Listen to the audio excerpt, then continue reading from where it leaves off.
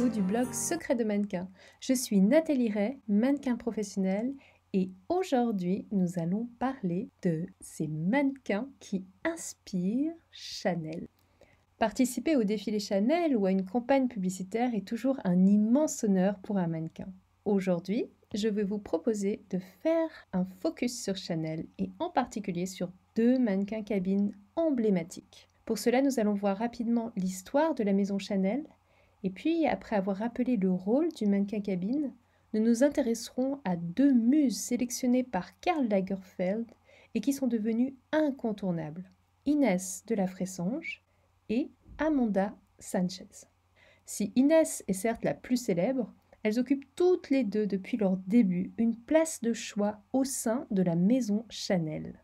L'histoire de la maison Chanel. Gabrielle Chanel naît le 19 août 1983 dans une famille très pauvre. Son père est marchand ambulant et sa mère lingère et repasseuse. Sa maman meurt très jeune et son père abandonne ses 5 enfants. Il place Gabrielle et ses sœurs dans l'orphelinat de l'abbaye d'Aubazine. Gabrielle a alors 12 ans. Elle cachera ses origines modestes et préférera toujours croire et faire croire que son père était parti faire carrière en Amérique. De son séjour à l'abbaye, elle gardera un sens du dépouillement, un goût pour le noir et blanc, ainsi qu'une fascination pour le baroque qui a été donnée par la contemplation des objets liturgiques. Une fois adulte, Gabrielle Chanel passe ses journées à coudre. Elle chante dans un cabaret le soir où elle héritera du surnom de Coco. Elle prétendra que Coco était le nom que son père lui donnait. La jeune femme, à l'allure de garçon, s'habille différemment et s'inspire du vestiaire masculin. Elle crée des chapeaux plus simples et plus chics qui deviennent vite un succès. Boy Capel, un Anglais riche et cultivé, sera son grand amour. C'est lui qui aide Coco à devenir Chanel et à ouvrir ses premières boutiques à Deauville, Paris et Biarritz. Gabrielle apporte une vraie révolution dans la mode. Elle raccourcit les robes à la cheville, libère la taille, coupe les cheveux. Elle fait littéralement changer la mode de siècle. Dès 1918, Coco installe sa boutique et ses ateliers au 31 rue Cambon. L'adresse est aujourd'hui toujours la même. C'est en 1921 qu'est créé l'emblématique parfum Chanel numéro 5, qui deviendra plus tard le parfum préféré de Marilyn Monroe. Le noir est imposée par Gabrielle Chanel. Cette couleur, jusqu'alors réservée au deuil, devient la couleur absolue et l'instrument du succès de Chanel avec sa fameuse petite robe noire.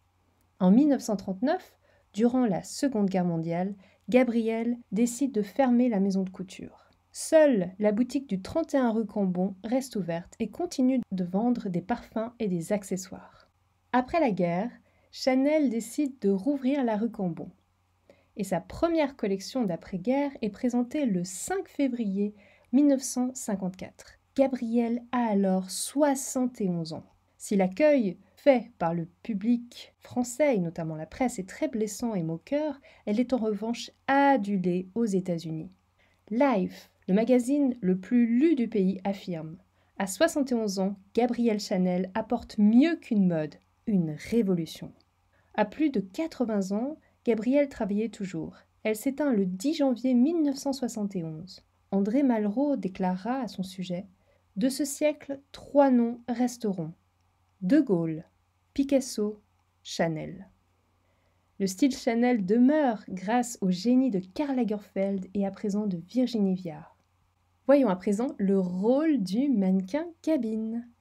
Qu'est-ce qu'un mannequin cabine ? Les mannequins cabines sont généralement des mannequins de l'ombre qui sont choisis par le directeur artistique d'une maison de couture pour essayer toutes les toiles avant que ces dernières ne deviennent les vêtements définitifs de la collection. C'est sur ces mannequins que toutes les pièces d'une collection haute couture ou prêt-à-porter haut de gamme sont créées. Mannequin cabine est un métier régulier qui offre une grande stabilité et la possibilité de passer un nombre incalculable d'heures aux côtés de créateurs célèbres. La particularité chez Chanel est que les mannequins cabines ne restent pas dans l'ombre, ils défilent et participent aux campagnes publicitaires. Voyons à présent les deux muses emblématiques. Première muse emblématique, Inès de la Fressange. Inès est née le 19 août 1957. Elle est issue de la noblesse et de la grande bourgeoisie. Sa mère, d'origine argentine, était mannequin. En 1975, à 18 ans, Inès fait ses premières photos pour le magazine Elle. Elle se démarque par son allure qui contraste avec les autres mannequins de l'époque et par sa personnalité empreinte de fraîcheur. Elle sera d'ailleurs très vite surnommée le mannequin qui parle. Très vite, elle défile pour Kenzo, Thierry Mugler, Gaultier, puis elle signe un contrat mondial pour les cosmétiques Dior, ce qui en fait l'un des premiers top modèles des années 80. Karl Lagerfeld, qui vient d'arriver chez Chanel en 1983, apprécie sa ressemblance avec Gabrielle Chanel et lui fait signer un contrat d'exclusivité avec la maison. Pour l'anecdote, la maman d'Inès avait failli devenir mannequin pour Coco Chanel, mais elle avait refusé de se couper les cheveux et avait donc préféré travailler pour Guy Laroche. Le rôle d'Inès en tant que mannequin cabine chez Chanel ne se limite pas aux essayages. Elle défile et participe aux campagnes publicitaires de la maison. Et la maison de couture lui fait aussi confiance dans d'autres domaines, comme elle le confie dans une interview pour Paris Match en 1989. J'assiste maintenant à des réunions marketing. Je donne mon avis sur les maquillages, je m'occupe des nouveaux produits, je les présente aux hommes d'affaires, je suis en campagne électorale pour Chanel. Tout se passe à merveille jusqu'au jour où on propose à Inès de devenir le buste Marianne. Karl s'oppose à cette idée avec sa célèbre phrase « Je refuse d'habiller un monument, c'est vulgaire ». Mais Inès accepte. Et le contrat qui la liait avec Chanel est rompu après une très longue bataille judiciaire. Inès lance alors sa propre marque, qui sera un vrai succès. Mais n'ayant que des parts minoritaires dans sa société, elle est mise à la porte et n'est même plus en mesure d'utiliser son propre nom. Dès 2002, elle entre chez Roger Vivier, où elle deviendra très vite directrice artistique puis PDG de la marque. Puis elle se lance dans l'écriture et publie une autobiographie et plusieurs livres sur l'élégance parisienne. En 2009, elle défile à nouveau pour Jean-Paul Gaultier et pour Chanel en 2011, symbole de la paix retrouvée avec Karl Lagerfeld. 2011 est également l'année où Inès devient égérie pour L'Oréal. Voyons à présent la deuxième muse choisie par Karl Lagerfeld et qui travaille encore pour la maison Chanel et inspire toujours la création. Il s'agit d'Amanda Sanchez. Amanda est née au Brésil, à Sao Paulo. À 16 ans, elle décide de quitter le Brésil pour aller étudier 1 an à Barcelone. Et c'est au cours de cette année qu'elle va débuter sa carrière de mannequin. De retour au Brésil, elle fait rapidement le choix de vivre de ce métier de mannequin à plein temps. Elle voyage dans le monde entier durant 2 ans. Tokyo, Milan, New York, Sydney, Paris, etc.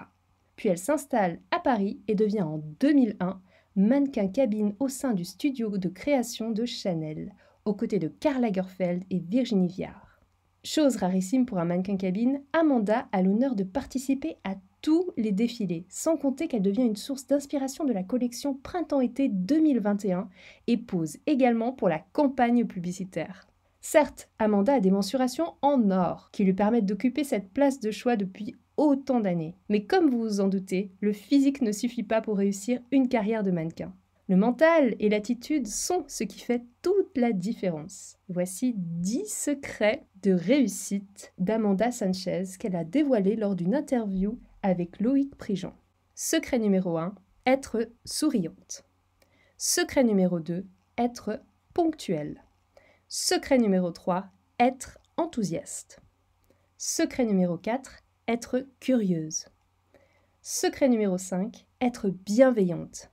Secret numéro 6, ne pas avoir un ego démesuré. Secret numéro 7, avoir une bonne hygiène de vie. Secret numéro 8, ne pas être susceptible. Secret numéro 9, être capable d'autodérision. Secret numéro 10, être sérieux ou sérieuse et savoir rester concentré. C'est la fin de cette vidéo, j'espère qu'elle vous a plu. Si c'est le cas, abonnez-vous à la chaîne et n'hésitez pas à faire un tour sur le blog www.secretdemannequin.com. Et si vous souhaitez devenir mannequin, j'ai un guide entièrement gratuit que vous pouvez télécharger et qui regroupe mes meilleurs conseils de pro pour éviter tous les pièges classiques et frapper aux bonnes portes. Donc n'hésitez pas à vous rendre sur le blog pour pouvoir le télécharger gratuitement. Je vous dis à tout bientôt sur Secret de Mannequin.